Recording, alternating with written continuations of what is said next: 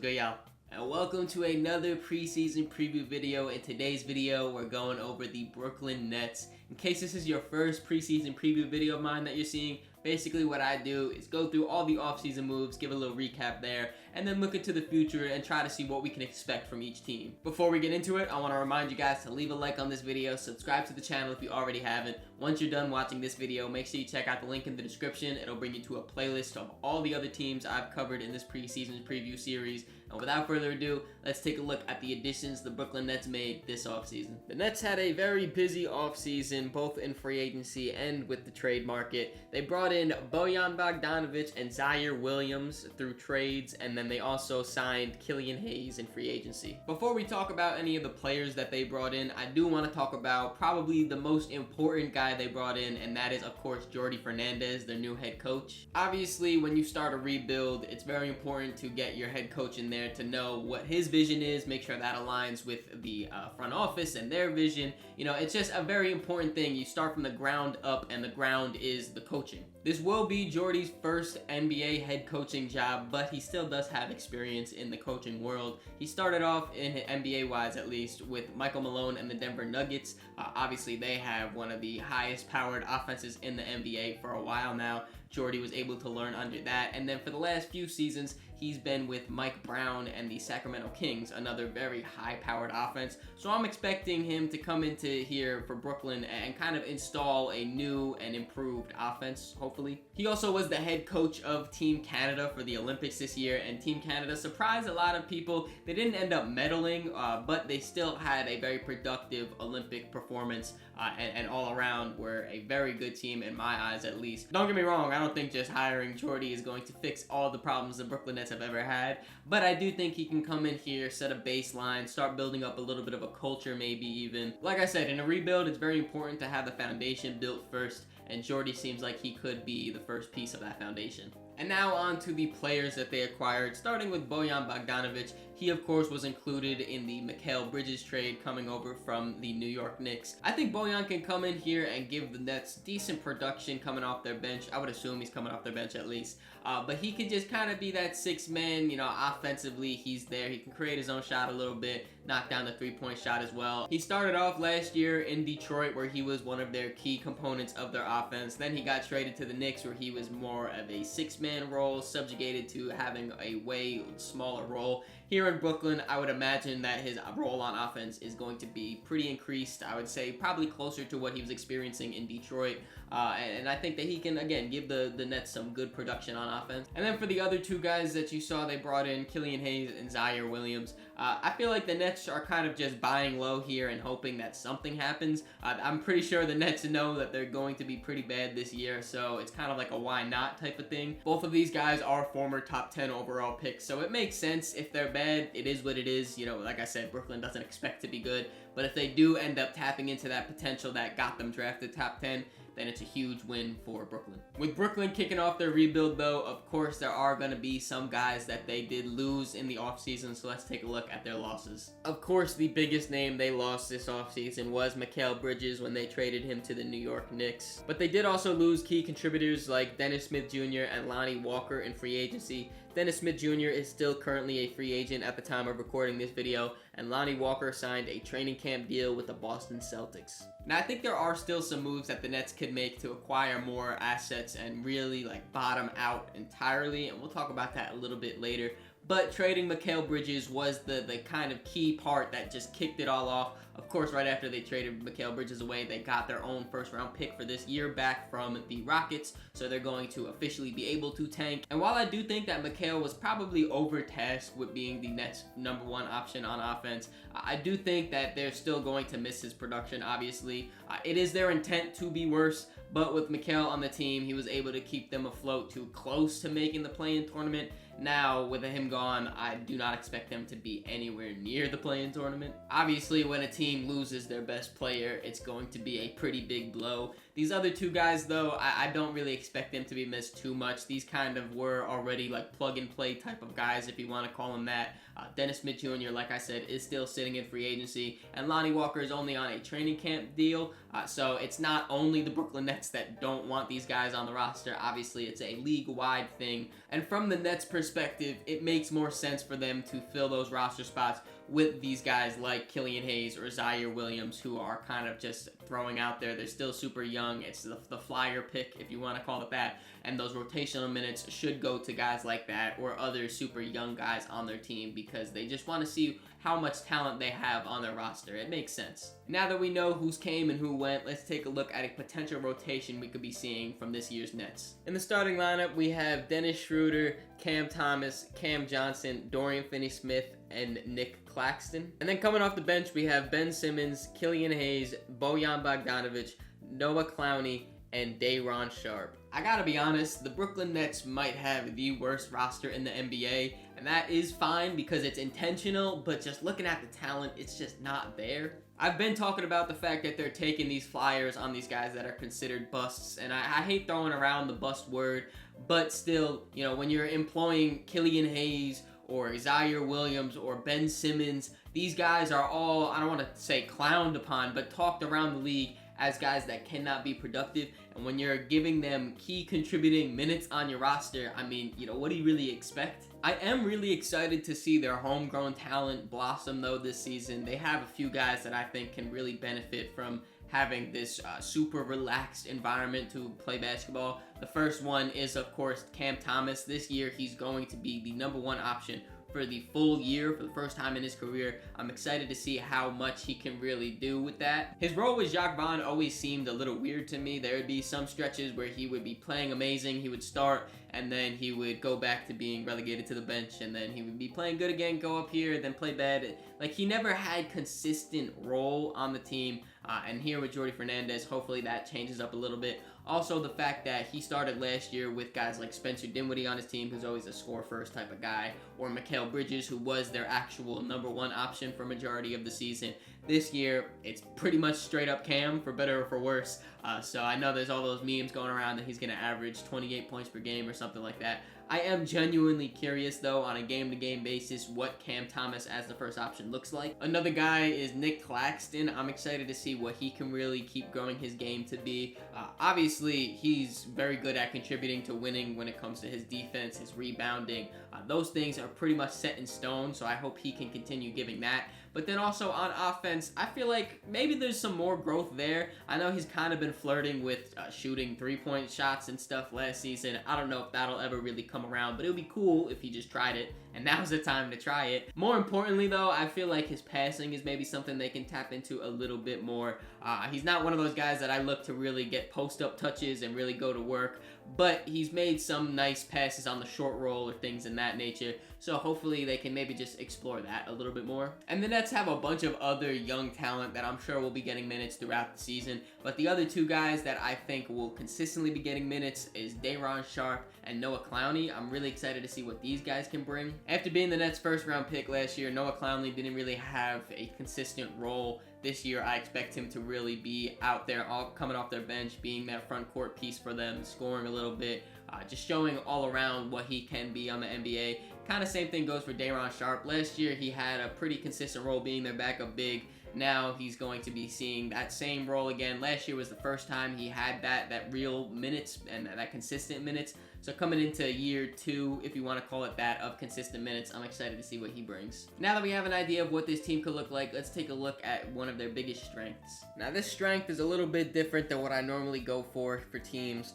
But the Nets' biggest strength in my eyes is the fact that they have guys that they can trade at the deadline and get even more value for. Some of the key names that I think could be on the block are Cam Johnson, Dorian Finney-Smith, and Bojan Bogdanovic. For the first half of the season, I'm pretty sure the Nets are going to be having these guys as key contributors to their team, trying to play up their value a little bit here and there, and then throughout the months of the season, they'll start getting offers from teams, and then once they find some stuff that they like, they can ship them out of here, bring in some more assets, whether that's draft capital or young players, whatever it is.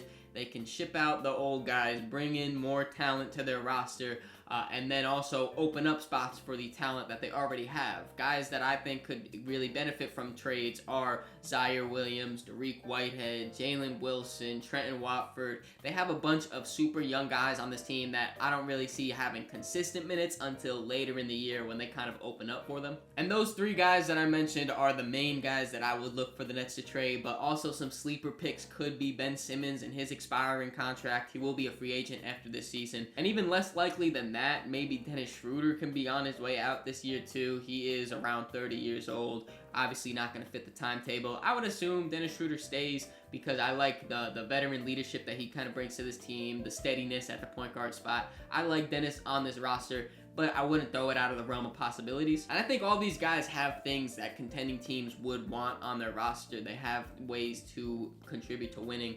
Obviously, Cam Johnson, I feel like, would have the most value due to his age only being around 27. He's kind of entering his prime right now. He has a great three-point shot, which is one of the most important things to have on the wing spot in today's NBA. Also, he's got great length. He can play multiple positions. He's already proven he can contribute to winning, being on the Phoenix Suns in their finals run. I think that he would have the most value, but also a guy like Dorian Finney-Smith, he's also proved that he contributes to winning with all of the deep playoff runs he had with the Dallas Mavericks.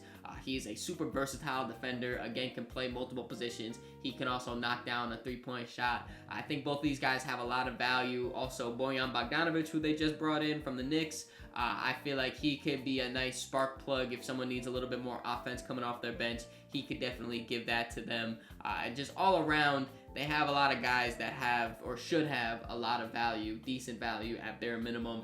And I really like that to really keep building on their rebuild. And obviously, in year one of your rebuild, your team is going to be very, very flawed. So let's take a look at their biggest weakness. The Nets don't have a lot of guys that can really create for themselves. Here I listed the Nets' 3 best creators in Dennis Schroeder, Cam Thomas, and Bojan Bogdanovic. And I also listed the percentage of their field goals made that were assisted by a teammate. If that was confusing, hopefully this will make a little bit more sense. If you look at Dennis Schroeder, he leads the Nets in least amount of 2-point field goals made that were assisted. Only 22.1% of the 2-point shots he made were assisted by another teammate. Same thing with a 3-point shot. Only 67.2% of the 3-pointers he made last year were assisted by a teammate. So I put up the numbers there to prove it, but even when you just look at this roster, they do not have a lot of guys that can just get their own bucket, and that's a very important thing to have. I kind of mentioned it a little bit before with Cam Thomas. Obviously, he is going to be the main guy here, and like I said, I'm excited to see what he looks like night in and night out as the number 1 option. I would assume there's going to be struggles there. He's going to have some nights where he has off nights, and on those nights, the Nets are really going to struggle because they don't have a lot of other guys that can provide what Cam provides. Dennis Schroeder is the number 1 guy on the Nets when it comes to self-creation and being a ball handler, not only for himself and creating his own shots, but also being the main point guard, the main ball handler, the main playmaker. He has a lot of responsibility to get this Nets offense going as well. Like I mentioned before, I'm not sure if they would look to trade him or not. If they do, then they can become even less deep when it comes to their self-creators. And then I threw Bojan Bogdanovic on here kind of reluctantly.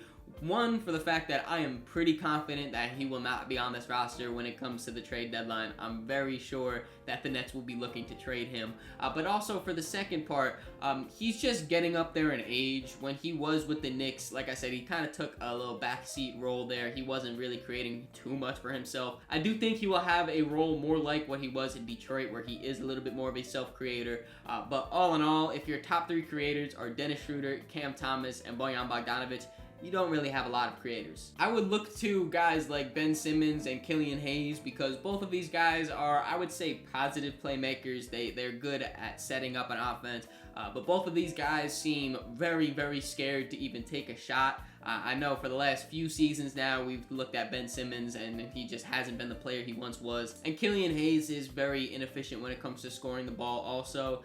When you lack that much of a scoring presence, it just draws back on how effective you can be as a playmaker.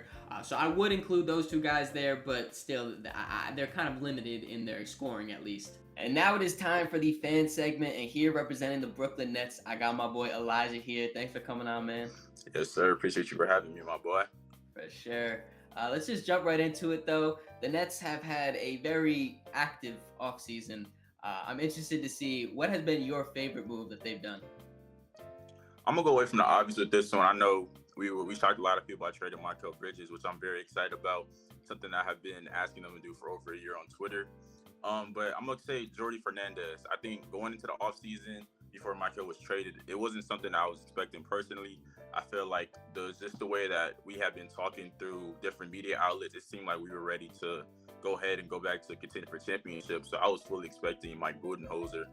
But waking up to seeing us sign Jordy was had me really excited just because of where he's come from, coaching with the Kings, the Nuggets, and just working with the talented players that they have. I'm really excited to what he can bring and just seeing what he implements in terms of our rebuilding team. Yeah, for sure. I know now you guys kind of have officially started that rebuild. It's going to be a lot of development, a lot of young guys in and out. So having a guy like him should help.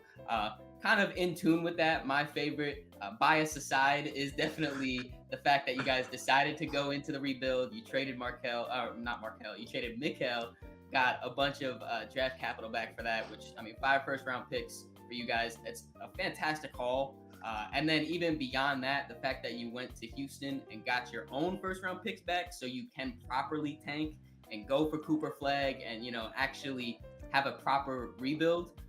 Absolutely amazing. I remember first it was the Mikal trade dropped. I was like, great trade for you guys. And then the picks dropped. The fact that you guys got your own, and it was an absolute masterclass kickoff period. Yeah, it was. Sean Marks surprised me with that one. I didn't know he had that in him. Yeah, definitely gives you guys more of a proper direction. And, it's going to suck this season probably because it's year one. But the fact that you actually have something to look forward to in the lottery, I feel like it's definitely worth it. For sure. I look forward to seeing us lose 60 games. It better be more, actually. It better be more. Yeah, you got to get that number 1 pick after all that. For sure. Moving on to this next one, though. I feel like there's a few different answers to this, so I'm interested to see where you're thinking here. Who do you think's the most underrated player on the Nets? This is something, when you sent me this question, I was thinking about it a lot too myself, because I feel like you have different ways to go, whether that be Ben, Cam, Clax, even some of our younger lads, maybe like Derek or Clowney. But for me, I'm going to go with Clax. Comparing to what he had 2 seasons prior, he was very good. I thought he was going to take that leap to being a top 10 center in the league. And then the season he had last season, it was definitely underwhelming for me, myself, and a lot of other fans. I think it was due to the fact that we just didn't have a team meant to show his strengths, but I also think it just was a bad season. A lot of our players gave up; they stopped trying, and I'm not gonna fault them for that. It was a bad season. Like, we had bad coaching throughout the whole year. It was not something that most players want to play through. So, but I look forward to Claxton showing not only the NBA landscape, but us as fans as Nets as well, showing that he is a top 10 defender in the league, and he's somebody that we should be excited about to have on the future of this team.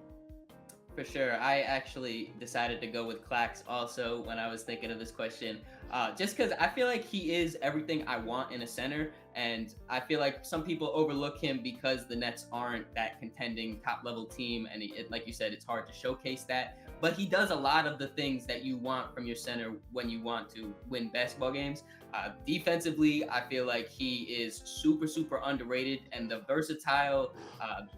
versatility that he brings is a lot, because obviously protecting the rim using his size and length, he is absolutely incredible at. But then also, I feel like he's really good in space too, especially for his size, being able to move his feet, when he gets switched out to the perimeter. On offense, he's one of those low maintenance centers that will just roll hard. He's super athletic to catch the lobs. All around, I feel like I said, he's everything I would want my center to do. Exactly. And I feel like something that I look forward to Jordy showing is just the other things that he has to him. Like, a lot of people don't know is he's not bad. His handle is not bad for his size. His handle is very I would say it's very good, almost not very good, but for his size and the way he moves, it's very impressive to me. So I look forward to seeing how Jordy uses his speed with the ball to get past certain slow-footed centers, and just overall his passing as well. That's one thing in college that he showed a lot of promise in that we haven't really gotten to see in the NBA yet. So I look forward to Jordy unlocking his passing, his finishing to a point, and even him stepping out and extending his range as well. His form's not the best, but I think it's something that you should definitely want to see if there's something there instead of just completely cutting it out. But I'm very excited to see my dog Clax show out. Yes, sir. Shout out to Nick Claxton. Shout out. Yes, sir. And then I mean, we kind of talked about it a little bit in the beginning of this, but you guys officially kicked off the rebuild. What are your expectations for the Brooklyn Nets this season? To lose a lot of games. No, let me stop. But it's just to establish an identity. I always establish an identity and really show the fans what we should expect when they get on the court. And when I say about that, I mean I look to the Thunder's rebuild a lot, and how despite them losing a lot of games, you saw their identity, you saw the vision that they had, that Presti and their coach had for how they wanted to play, the type of player that they wanted to be on the court. And that's all I want to show from the Nets. If we want to be a team that's gonna run up and down the court, then I expect to see us playing with pace every single time, us getting up a lot of threes. If we're gonna be a team that slows the ball down and plays a half-court game, then I'm expecting us to have those type of players. I just want an identity that's set and something that I can lean on regardless if there's wins coming behind it. Well, not to spoil, there probably won't be wins coming behind it, but you guys got the new coach, you kicked off the rebuild. It should be a pretty exciting year one for the rebuild here. Hopefully you guys do find that identity. Want to thank you again for coming on here. You Net fans or basketball fans in general, if you don't already, make sure you check out the description. I got my boy's Twitter link there. Puts out great tweets. I appreciate you coming on, man. I appreciate you, man. Thank you. And now it is time for my ceiling, floor, and expectations for the Brooklyn Nets. I'm going to pair their ceiling and their floor kind of all in one because they're very similar. At their ceiling, I could see them being as high as the 13th seed, and at their floor, of course, I could see them being as low as the 15th seed. I don't think it's a secret or a hot take at all to say that the Brooklyn Nets are going to be one of the worst teams in the NBA record-wise this season. Not up for debate at all. I think that's very solidified.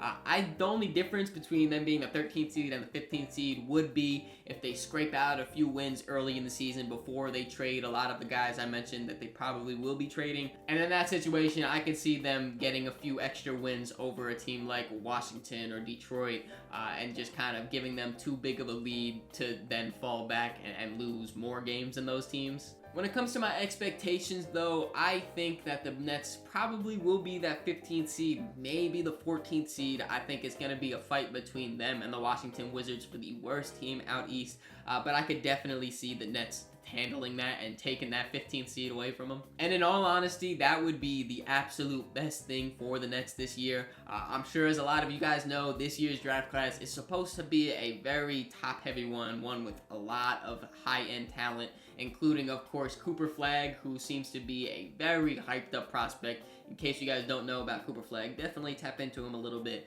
But if Brooklyn gets the number 1 overall pick in the lottery, by far, super successful season. You guys want to lose. What do you guys think, though? Do you think that Brooklyn will actually get that 15th seed, or will they exceed some expectations and finish off a little bit higher in the standings? Let me know down in the comments below. I hope you guys enjoyed this video. If you did, make sure you leave it a like, subscribe so you don't miss the next one. In the description, there's links to all my social medias, so make sure you follow me on all those to keep up to date with me. Catch y'all.